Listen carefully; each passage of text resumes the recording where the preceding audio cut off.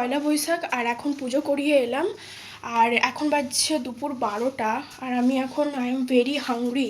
তো এখানে আমি ম্যাগি কিনে এনেছি, তো এই ম্যাগিটা এখন আমি করবো।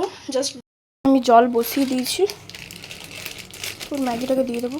আমি কিচ্ছু খাইনি সকাল থেকে।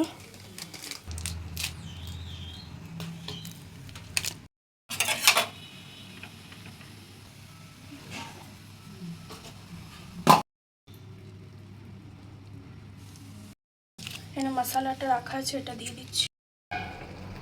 এটাকে এরপর ভালো করে একটু মাখা মাখা করে নেবো।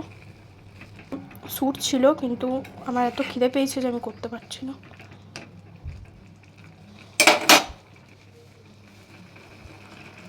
যে আমাদের ম্যাগি রেডি হয়ে গেছে, একটু খেয়ে দেখবো।